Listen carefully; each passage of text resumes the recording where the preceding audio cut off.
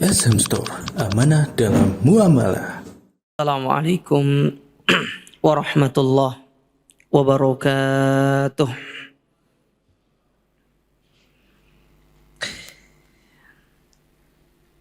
Innal hamdalillah nahmaduhu wa nasta'inuhu wa nastaghfiruh wa na'udzu billahi min syururi anfusina wa min sayyiati a'malina. Man yahdihillahu fala mudilla lahu wa man yudlil fala hadiyalah. Wa ashhadu an la ilaha illallah wahdahu la syarika lah. Wa ashhadu anna Muhammadan abduhu wa rasuluh. Ya ayyuhalladzina amanu taqullaha haqqa tuqatih wa la tamutunna illa wa antum muslimun. Amma ba'du fa inna asdaqal hadithi kitabullah wa khairal huda huda Muhammadin sallallahu alaihi wa ala alihi wa sallam wa syarrul umuri muhdatsatuha fa inna kulla muhdatsatin bid'ah wa kulla bid'atin dhalalah wa kulla dhalalatin finnar. Ma'asyiral muslimin, ikhwani fillah, rahimani wa rahimakumullah. Alhamdulillah, kita bersyukur kepada Allah Azza wa Jalla di kesempatan malam hari yang berbahagia ini. Allah kembali mempertemukan kita dan mengumpulkan kita di tempat yang mulia ini, di dalam salah satu rumah di antara rumah-rumahnya, di dalam salah satu taman di antara taman-taman surga yang ada di dunia. Syekhul Islam Ibnu Taimiyah rahimahullah, beliau pernah menyebutkan di dalam sebuah ungkapan beliau mengatakan, hajatun nasi ilal ilmi syar'i asyaddu hajatihim ila ta'ami wasyarab. Kebutuhan manusia akan ilmu agama itu lebih besar daripada kebutuhan daripada kebutuhan mereka dari makan dan minum. Kenapa demikian? Karena tatkala seorang tidak memiliki ilmu, maka ini akan menjadikan kita beribadah kepada Allah di atas kesesatan. Akan tetapi, tatkala seorang tidak makan dan minum sehari saja, dia masih bisa hidup.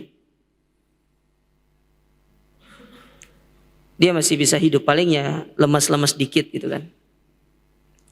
Tapi ketika seorang tidak punya ilmu dalam dia beribadah kepada Allah, maka akan banyak sekali kesesatan-kesesatan ataupun kesalahan-kesalahan yang akan dilakukan di dalam ibadah yang dilakukan itu.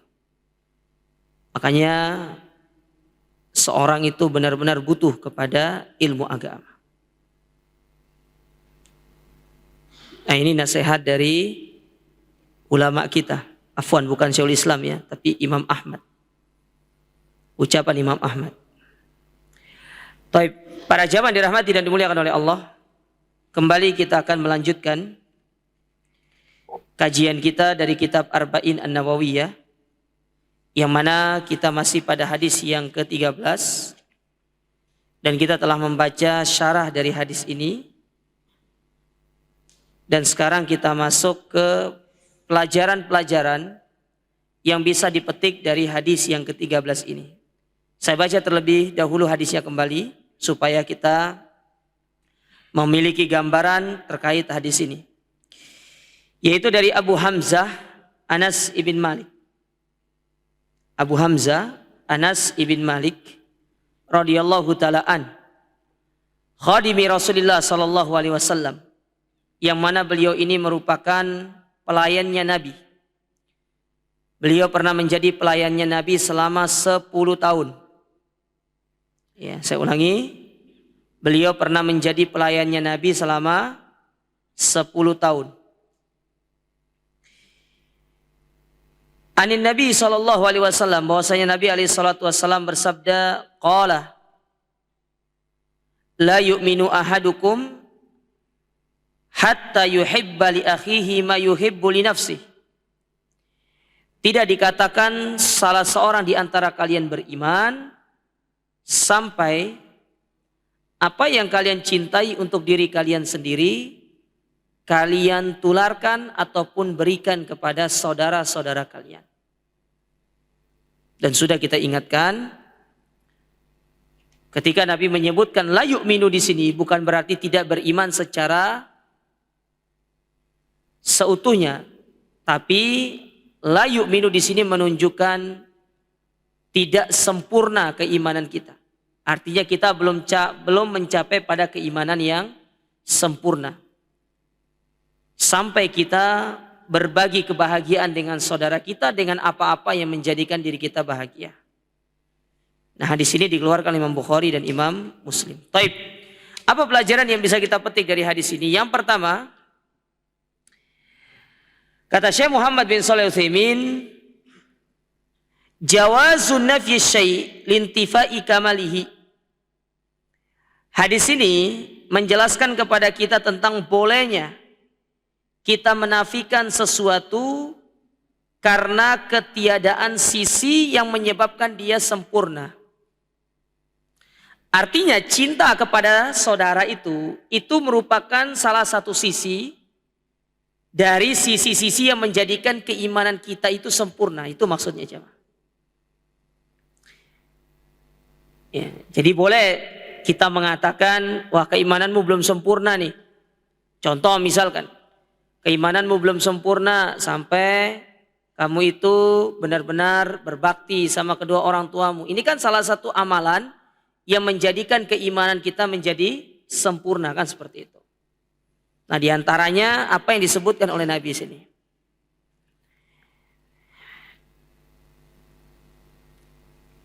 Seperti contoh, dalam hadis yang lain misalkan, Nabi memberikan contoh yang berkaitan dengan salah satu amalan itu menunjukkan tentang kesempurnaan iman. Artinya ketika kita tidak melakukan amalan ini, kita tidak dikatakan berada dalam keimanan yang sempurna. Dalam hadis yang dikeluarkan Imam Bukhari, hadis yang dikeluarkan oleh Al-Imam Al-Bukhari, nomor hadis 6016. Apa kata Nabi SAW?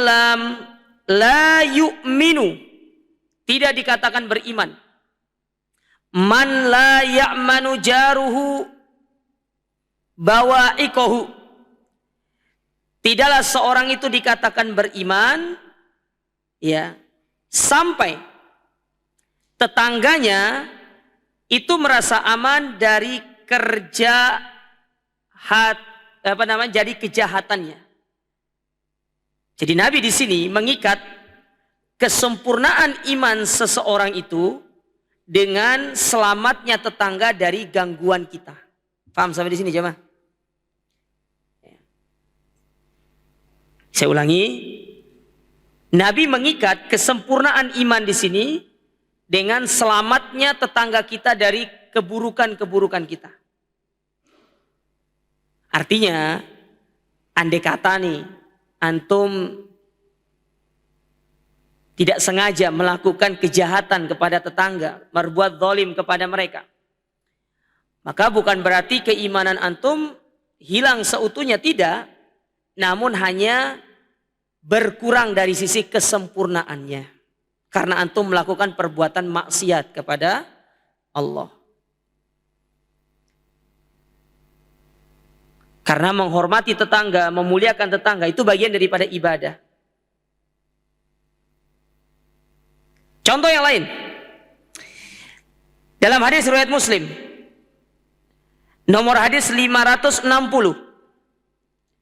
di mana Nabi SAW mengatakan la salata bihadratit ta'am, tidak ada salat bagi orang-orang yang telah dihidangkan makanan padanya. Gimana maksudnya? Artinya kalau dia itu sholat dalam kondisi makanan sudah dihidangkan, dikhawatirkan makanan yang telah dihidangkan tadi akan mengganggu kehusyuan dia dalam menjalankan sholat. Namanya orang kalau sudah melihat makanan ya kepikiran dia. Umpamanya makanan enak, nasi mandi gitu kan, antum sholat dulu. Ya, contoh misalkan ya, antum datang terakhir, teman antum sudah sholat semua. Ini mau makan nasi. Nah, daripada antum sholat dah khusyuk, lebih baik antum makan dulu. Daripada nanti antum takbir Allahu Akbar kepikiran. Saya, waduh di belakang ini kayaknya lagi makan mereka ini. Wah, tinggalin kita ini. Nanti sisa kalau pas saya salam sisanya mungkin tinggal dikit, nasi kambingnya tinggal dikit. Nah, yang dimaksud dengan hadis ini, Nabi itu menafikan kesempurnaan sholat disebabkan karena seseorang yang sholat dalam kondisi makanan sudah dihidangkan akan menjadikan dia tidak khusyuk. Andai kata dia tetap melakukan sholat di situ, bukan berarti sholatnya tidak sah, tapi kurang afdol karena dia mikirin makan tadi.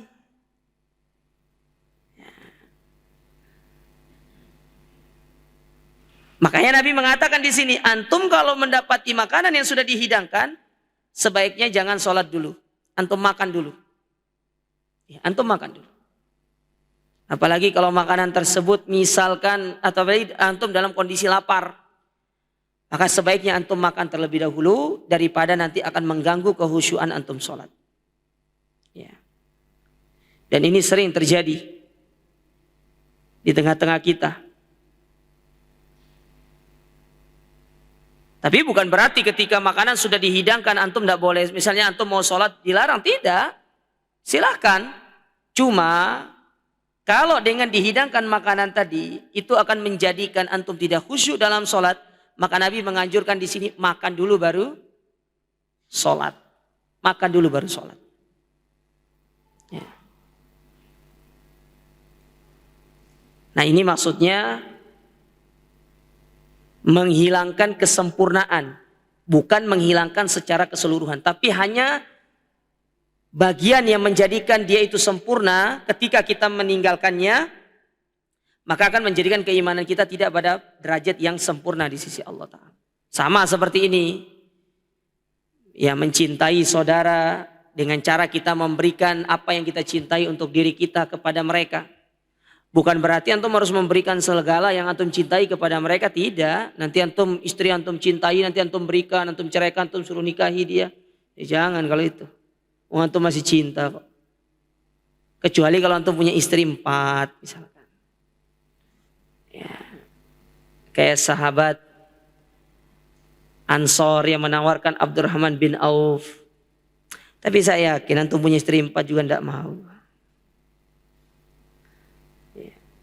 Ongnya iso bisa nambah-nambah kayaknya. Cuma masalahnya sudah 4, itu aja. Itu yang pertama. Yang kedua, di antara pelajaran yang bisa diambil dari hadis ini, wujubu mahabbatil mar'i li akhihi ma yuhibbu li nafsi. Wajib bagi seseorang untuk mencintai saudaranya. Dan cara kita mencintai saudara itu jamaah, dengan cara kita berbagi perkara-perkara yang kita cintai kepada mereka. Tapi ingat ya, tidak semua hal antum bagi. Namun yang lebih ditekankan di sini, yaitu antum membagi sesuatu yang sifatnya akhirat. Itu maksudnya. Contoh, antum senang diri antum tidak berada di atas kesesatan. Maka antum bagaimana memberikan semua ini juga kepada saudara antum dengan antum ngajak dia ngaji, dengan antum menjelaskan hidayah kepada dia supaya dia tidak berada di atas kesesatan. Itu cara kita mencintai saudara kita. Tidak harus mencintai saudara itu apa yang diinginkan saudara antum kasih, dia ingin ini antum kasih, atau ingin ini antum kasih. Tidak. Tapi pemberian terbaik kepada saudara kita adalah mengajak dia untuk dekat sama Allah. Makanya hubungan antara kita dengan saudara itu diikat dengan sebuah Ibadah yang disebut dengan al-hubbu fillah wal bughdu fillah. Cinta karena Allah dan benci karena Allah. Ini ibadah. Antum cinta karena Allah, benci karena Allah, itu ibadah. Karena sebelum Islam datang dulu, di tengah orang-orang Quraisy, mereka mencintai saudaranya itu bukan karena Allah. Ada yang cinta sama temannya itu karena satu kabilah, sama-sama dari Quraisy, sama-sama dari Bani Hashim, sama-sama dari Bani Abdi Manaf, ya, sama-sama dari ini, dari Bani ini, ya, sama-sama dari satu suku. Ada pula yang mereka itu saling mencintai dengan temannya karena satu profesi, sama-sama pedagang, satu kongsi. Ada yang mencintai karena mereka sama-sama pengembala kambing. Jadi karena sama profesinya itu mereka saling mencintai. Islam datang mengajarkan kepada orang-orang Quraisy ada perkara yang lebih dahsyat, yang lebih utama daripada Anda mencintai saudara Anda karena hal-hal yang demikian. Apa itu? Mencintai saudara karena Allah dan membenci saudara karena Allah. Antum paham gak maksudnya cinta dan benci karena Allah itu? Paham ya?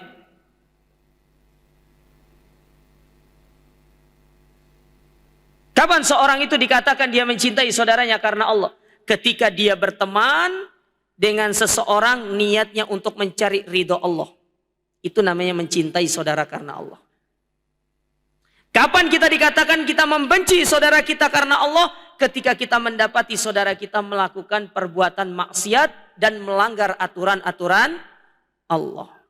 Kita benci dia karena dia melanggar aturan Allah. Itu yang disebut dengan benci karena Allah. Tapi kalau antum cinta saudara antum, kenapa? Ya Ustaz, saya sering ditraktir kopi. Di mana? Itu loh Ustaz, di gambar yang warna hijau itu Ustaz. Kadang-kadang di warna biru Ustaz, yang hurufnya E awalnya itu. Saya tidak sebut merek, nanti endorse nanti ya. Saya tidak dibayar soalnya. Saya sering ditraktir Ustaz. Terus kalau nggak ditraktir, ya berarti bukan teman. Itu namanya bukan cinta karena Allah, tapi cinta karena kopi. Jadi kalau tidak ada kopinya nggak cinta.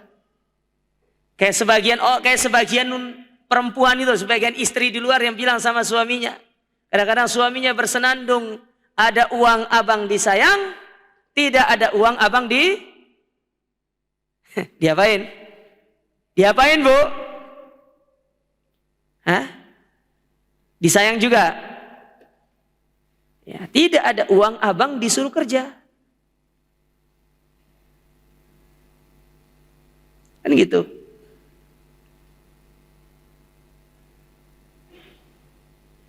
Nah, Islam datang mengajarkan kepada mereka ada namanya cinta karena Allah. Yang mana Allah Subhanahu wa taala di dalam Al-Qur'an menyebutkan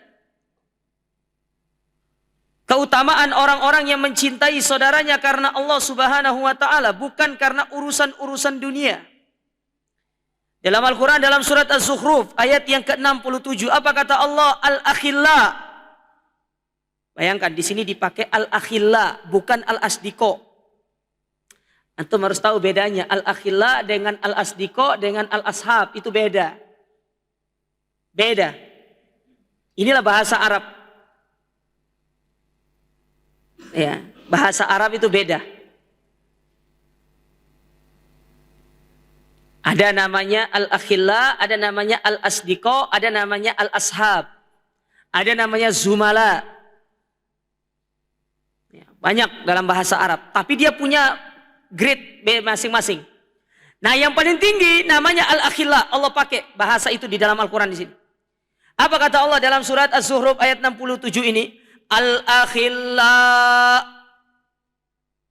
yauma idzin ba'duhum li ba'din adu illal muttaqin. Mereka yang selama di dunia saling mencintai karena urusan-urusan duniawi. Kelak di hari kiamat Allah jadikan mereka bermusuh-musuhan, bertengkar. Kalau mungkin bahasa kasarnya saling gontok-gontokan, saling hujat-menghujat. Kecuali satu kata Allah Ta'ala, illal muttaqin. Orang-orang yang membangun persahabatan, persaudaraan, mencintai saudaranya karena Allah. Allah jaga persahabatan mereka sampai hari kiamat.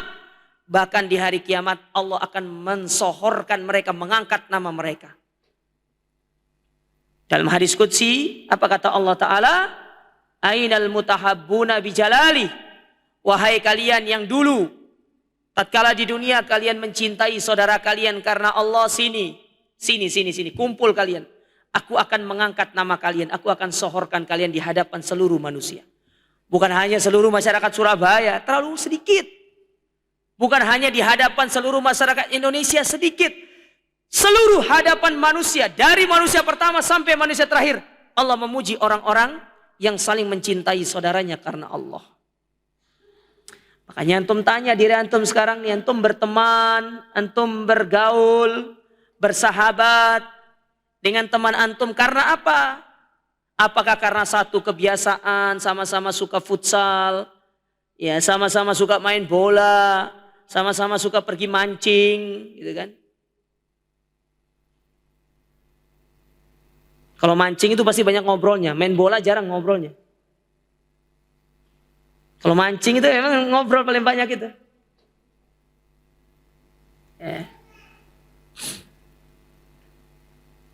Atau mungkin karena satu tempat jualan. Atau mungkin karena dia adalah satu kabilah dengan kita. Tanya dalam diri kita. Kalau masih terbesit dalam diri kita cinta saudara kita karena perkara-perkara duniawi, belum terlambat kok. Antum merubah niat antum untuk mencintai mereka karena Allah. Karena ini ibadah jemaah. Antum cinta sama saudara antum itu ibadah.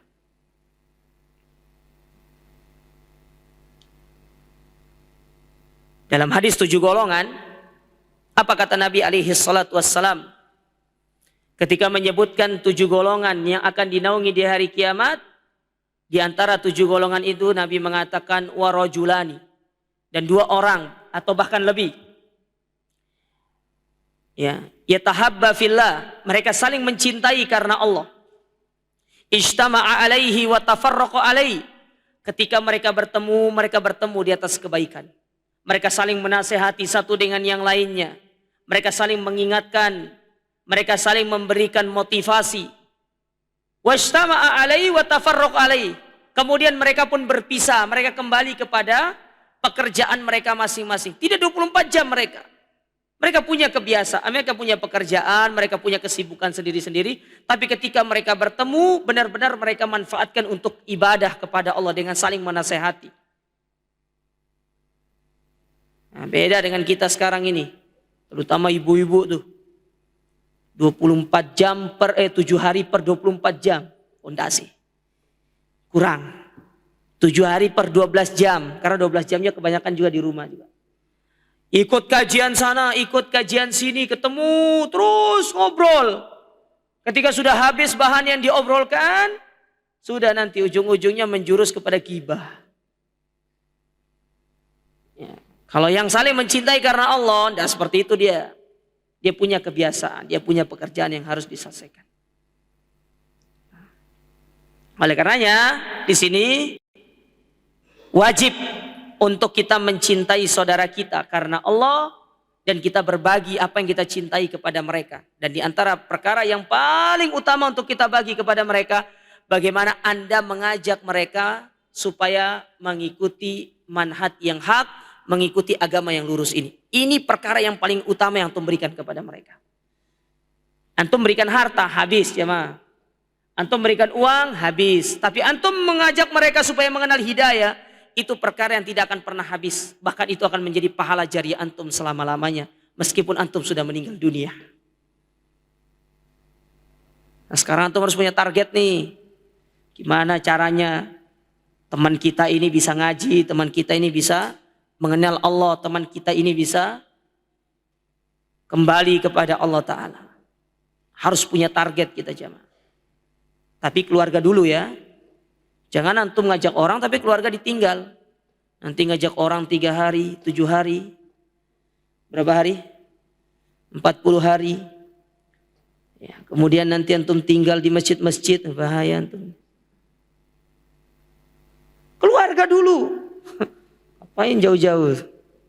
Keluarga aja belum genah. Baik. Yang ketiga, di antara pelajaran yang bisa diambil dari hadis ini, at-tahdzir minal hasad. Tidak boleh seorang itu hasad terhadap temannya. Kalau ditanya apa hukum hasad, haram. Saya pakai bahasa yang keras ini. Ya. Ustaz jangan keras-keras, Ustaz. Yang lebih halus. Apa bahasanya? Dilarang. Nah, sama aja.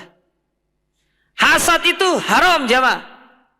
Bahkan disebutkan oleh para ulama, al-hasad awwalu dzambin usiyallahu fid dunya wal akhirah. Hasad itu dosa yang paling pertama Allah dimaksiati di langit, fis sama wa fil ard, di langit dan di bumi. Di langit. Siapa yang pertama kali hasad di langit itu? Iblis. Kepada siapa? Adam alaihissalam. Ketika Allah Ta'ala memerintahkan kepada seluruh malaikat dan iblis sujud kepada Adam. Ustadz, berarti malaikat syirik dong? Enggak. Karena yang menyuruh sujud itu siapa? Allah. Dia sujud bukan karena keinginannya sendiri, tapi Allah yang perintahkan mereka sujud. Ya. Maka apa kata Allah? Fasajadu illa iblis. Maka seluruh malaikat sujud kepada Adam, kecuali satu, iblis. Dia tidak mau sujud kepada Adam. Dia hasad sama Adam. Sampai-sampai dia mengatakan, ya, engkau menciptakan aku dari api, sementara engkau menciptakan Adam dari tanah. Ana khairun minhu, aku lebih baik daripada dia. Tidak mungkin dia ngomong seperti ini kalau dia tidak hasad. Hasad dia, iblis itu. Maka karena hasadnya itu Allah jadikan dia sebagai penghuni kekal abadi dalam api neraka. Makanya jamaah, antum kalau punya sifat hasad berarti antum sedang mewarisi sifat siapa? Sifat siapa ini? Iblis. Dia hasad sama Adam. Sedangkan di dunia dosa pertama hasad. Bayangkan. Dosa pertama yang terjadi di dunia itu hasad. Ketika dua anak Adam yang disebutkan di dalam riwayat, sebagian riwayat yaitu Qabil dan Habil, saling hasad. Lantaran karena pasangan yang satu lebih cantik daripada yang lainnya. Akhirnya hasad kepada saudaranya, dibunuh saudaranya. Dari hasad terjatuh ke dalam dosa yang lebih besar, yaitu pembunuhan. Makanya Allah Ta'ala dalam Al-Quran mengingatkan kepada kita dalam surat Al-Hujurat. Ya. Apa kata Allah Subhanahu Wa Ta'ala dalam surat Al-Hujurat? Pada ayat yang ke-12. Kata Allah Ta'ala, ya ayyuhalladzina amanu, wahai orang-orang beriman. Ijtanibu katsiran minadh-dhon. Jauhkan diri kalian dari sifat dhon, su'udhon. Lihat orang dikit su'udhon. Lihat orang su'udhon. Inna ba'da dhonni itsm, karena su'udhon itu dosa. Dosa jemaah. Lalu apa kata Allah setelah itu? Wala tajassasu, jangan tajassus. Apa tajassus itu? Mencari-cari kesalahan saudara. Ya. Tidaklah orang mencari-cari kesalahan saudaranya itu kecuali dia adalah orang yang hasad sama saudaranya. Hasad. Ini kata para ulama. Tidaklah orang-orang yang mencari kesalahan saudaranya pasti karena dia hasad sama saudaranya tersebut. Makanya dalam hadis qudsi apa kata Allah Ta'ala? Ya, wala tahasadu, wala tabaghadu. Jangan kalian saling hasad, karena kalau sudah saling hasad pasti akan saling gibah menggibah. Pasti itu. Ya. Makanya berlindung dari orang-orang yang hasad jamaah. Ketika Allah Ta'ala berfirman dalam surat Al-Falaq, min syarri hasidin idza hasad. Berlindung kepada Allah dari keburukan orang-orang yang hasad ketika dia hasad kepada kita. Nah dari sini pelajarannya, antum kalau mau cerita sama orang, terkhusus masalah nikmat, jangan semua orang antum ceritakan. Loh, saya enggak cerita sama semua orang. Ya antum upload di media sosial itu cerita sama semua orang namanya itu. Ya. Antum enggak sadar selama ini ngupload itu cerita namanya itu. Itu cerita namanya. Antum kalau mau cerita tentang nikmat, itu antum pilih-pilih orangnya. Karena Ibnu Taimiyah pernah mengatakan, la yakhlul jasad minal hasad. Tidak ada jiwa yang kosong dari hasad, itu tidak ada. Cuma bedanya, apa kata beliau? Lakinnal karimu yukfi, walakinnal laimu yubdi. Bedanya kalau orang yang faham agama, yang jiwanya bersih, yang jiwanya mulia, dia simpan hasadnya karena dia tahu hasad itu perbuatan dosa. Tapi kalau orang-orang yang jauh dari agama, yang jiwanya kotor, yang jiwanya itu dipenuhi dengan penyakit-penyakit itu, maka dia akan menampakkan hasadnya. Bagaimana cara dia menampakkan hasadnya? Dia akan menjadikan lisannya kotor untuk menyebarkan keburukan-keburukan orang yang dihasati kepada orang lain. Itu salah satu contohnya. Antum kalau punya nikmat gak usah cerita sama orang. Boleh antum cerita, tapi sebagian orang aja yang antum rasa memang dia adalah orang-orang yang tidak akan pernah hasad sama antum. Tapi kita pun harus waspada. Kadang-kadang kalau tiap hari antum cerita tentang nikmat, akhir-akhirnya dia di ujung-ujungnya, arek iki sombong yo. Ya, tiap hari cerita sama saya.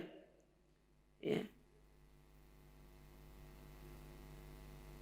Beli barang baru, cerita sama temannya, difoto ke temannya, beli ini foto sama temannya. Difoto sama temannya, akhirnya lama-lama temannya jengkel, hasad juga sama dia. Maka saya sarankan sama antum semuanya, ya. Gak usah cerita sama orang itu. Antum dapat nikmat, antum dapat musibah, gak usah cerita sama orang. Antum lebih baik cerita itu sama Allah Ta'ala. Antum cerita sama Allah. Ini kita nih setiap hari ya, difoto, dikirimin makanan sama temennya, cekrek, rezeki anak soleh. Antum tahu dari mana diri antum soleh? Ada stempelnya dah. Ada gitu stempel di sini gitu. Saya anak soleh gitu. Ikhwan, hati-hati dengan pengakuan. Itu namanya melegalitaskan diri namanya itu. Tidak boleh. Fala tuzakku anfusakum huwa a'lamu bimanittaqo. Jangan kalian menganggap diri kalian suci. Karena Allah yang paling tahu siapa orang yang bertakwa. Allah yang paling tahu. Nabi boleh mengatakan dirinya aku yang paling bertakwa. Jelas beliau Nabi kok. Nah antum siapa? Ya. Saya Ustaz, jamaah Masjid Jami Mekah. Terus teman-teman jamaah Masjid Jami Mekah itu jamin masuk surga gitu. Ya ikhwan. Ya, nah, ini perlu. Kayaknya antum yang sering-sering cerita itu ya perlu masuk ke dalam kelas bengkel akhlak gitu. Ya teman-teman, tolong teman-teman Surabaya Mengaji buat kelas bengkel akhlak. Supaya bisa membengkel. Kayaknya perlu direstorasi kita punya jiwa itu. Jangan hanya Vespa tok yang antum restorasi itu. Jiwa itu perlu direstorasi itu. Bahkan lebih mahal kalau harus direstorasi jiwa itu jamaah sekalian. Apalagi ini sudah karatan jiwa kita ini dengan yang namanya suka pamer, suka cerita sama orang. Dikit-dikit begini sama, dikit-dikit bagi sama orang. Dikit makanan ceklek kirim. Ya Allah ya Rabbi ya jamaah. Antum kenyang tak dengan pujian-pujian orang itu? Nah kenyang kita? Setinggi apapun manusia itu mau memuji antum. Meskipun sampai langit ketujuh sana ya. Kalau Allah itu tidak ridho sama kita. Tidak ada artinya pujian itu. Begitu pula serendah-rendah apapun manusia itu mencela antum, membuli antum. Kalau Allah sudah katakan aku ridho sama hambaku. Mau seluruh dunia ini benci sama antum. Gak ada manfaatnya. Yang penting Allah ridho sama kita. Kita tuh cari ridho Allah. Bukan cari ridho manusia. Manusia itu berlalu. Antum kasih dunia ini sama manusia ya. Sekarang nih, antum pingin ngambil hati seseorang nih, antum kasih mobil mewah misalkan, apa yang paling mewah itu? Ya, itu loh, mobil yang peleknya tengahnya ndak jalan itu. RR itu. Antum kasih itu, antum kasih rumah, antum kasih ini. Ya, dia senang farhan sama antum, tapi giliran antum buat kesalahan satu aja. Yang diingat itu kesalahan antum, bukan kebaikan antum.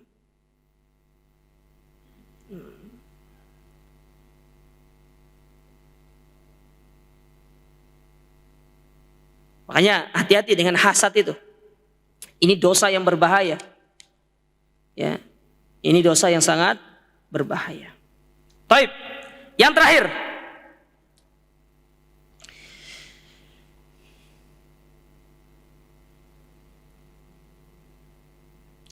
Di antara pelajaran yang bisa diambil dari hadis ini, yang keempat ya.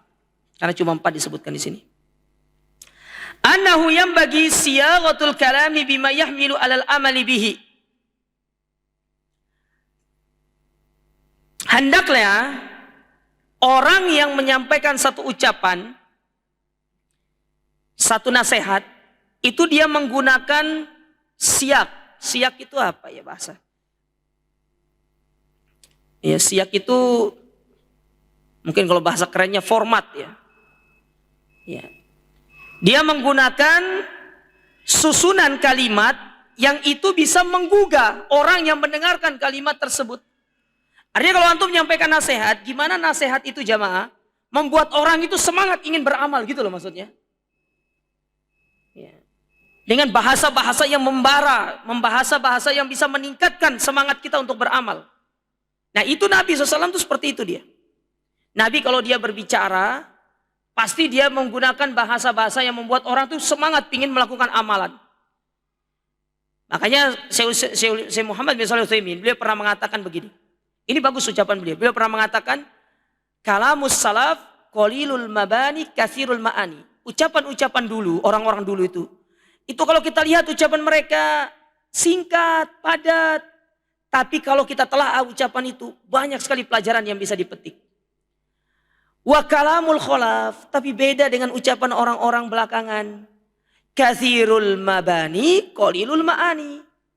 Banyak ngomong tapi nggak ada hasilnya. Ya.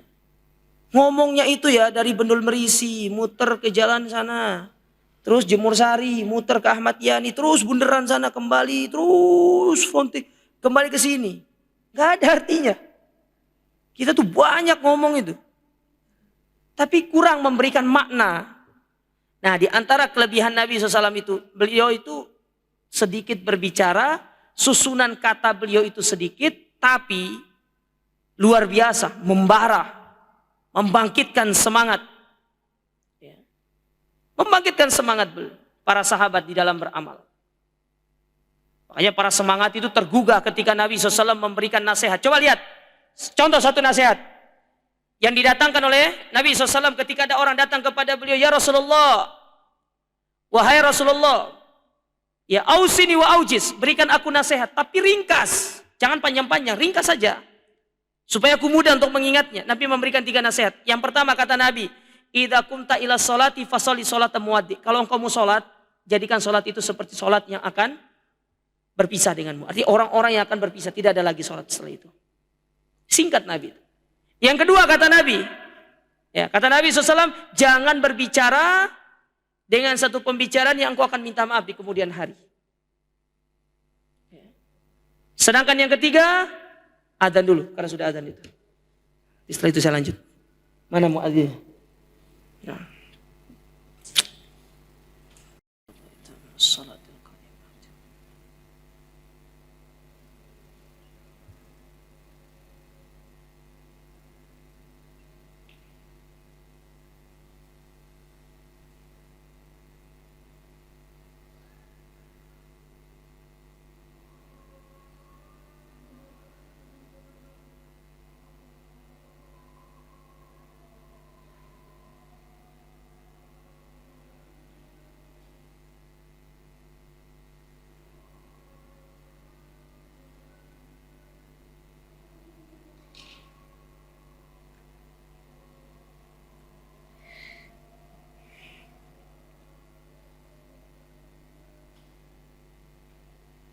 Baik. Kita lanjutkan sedikit. Nah, sedangkan yang ketiga yang diberikan oleh Nabi SAW kepada orang yang bertanya tersebut, apa kata Nabi? Ya. Wa ajmil ya'sa fima baina aidin nas. Dan hendaknya jangan berharap terhadap apa-apa yang ada pada manusia. Artinya kita disuruh benar-benar berharap hanya kepada Allah, qanaah. Tak perlu iri dengan apa yang ada pada manusia. Nah, singkat, Nabi itu ngomongnya singkat. Tapi bermakna. Nah, kayak kita ngobrol 3 jam, 4 jam, kopinya habis 5 gelas. Nggak ada ujung-ujungnya. Hasilnya nggak ada itu. Benar-benar obrolan nggak ada manfaatnya. Bukan nggak boleh ngobrol itu, monggo ngobrol boleh. Kita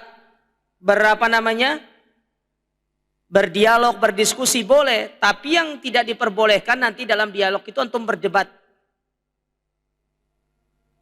Ya.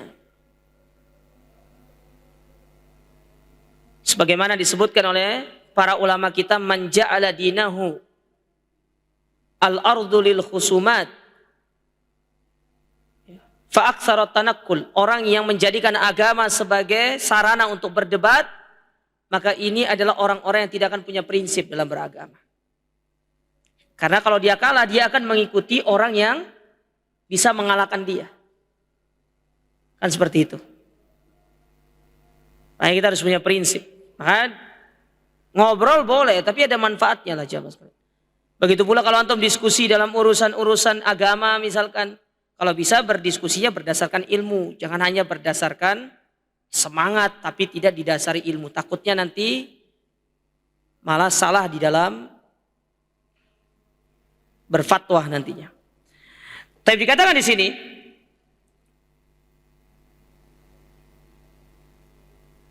li'anna hadza minal fasoha. Karena ketika kita memilih redaksi yang bagus di dalam kita menyampaikan satu nasihat, kemudian bisa menggugah orang tersebut untuk beramal dengan nasihat kita, ini menunjukkan kita memiliki kemampuan yang bagus di dalam kita berbicara. Dan ini satu perkara yang sangat penting jamaah sekalian.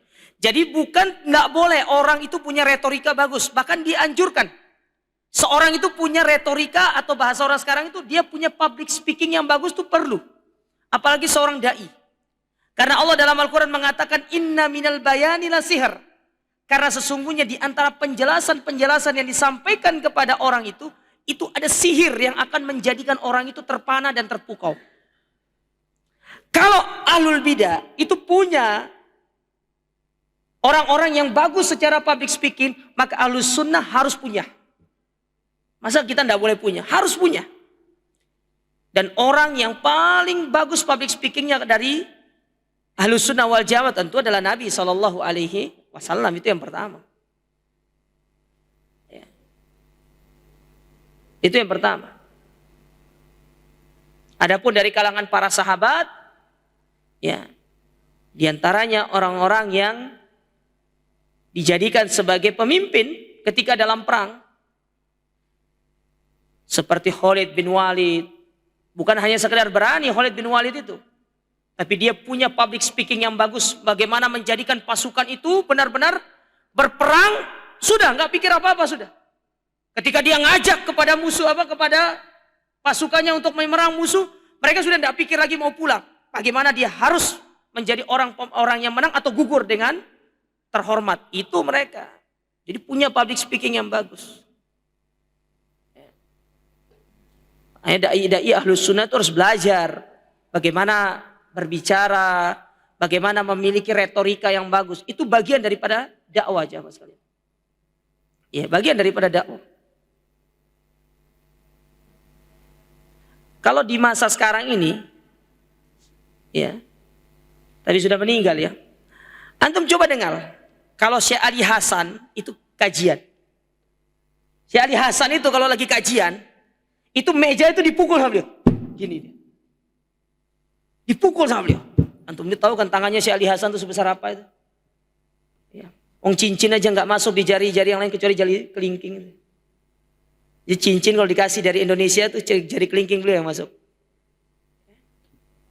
Semangat beliau kalau ceramah itu. Ya, coba antum lihat bagaimana kajian-kajian beliau di YouTube itu.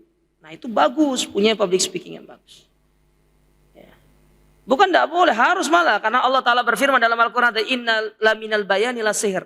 Karena penjelasan-penjelasan yang kita sampaikan kepada orang itu, ya, itu akan menyihir orang-orang yang mendengarkan. Antum coba lihat ya, salah satu kalau ustadz-ustadz kita tuh ya, lihat bagaimana artikulasi bahasa Ustadz Nuzul. Bagus. Bagus bahasanya itu. Nah coba lihat, kalau bahasa orang sekarang itu ya, easy listening, enak didengar, penyampaian beliau itu masuk gitu. Nah itu harus bagus kayak gitu. Ya, bagus.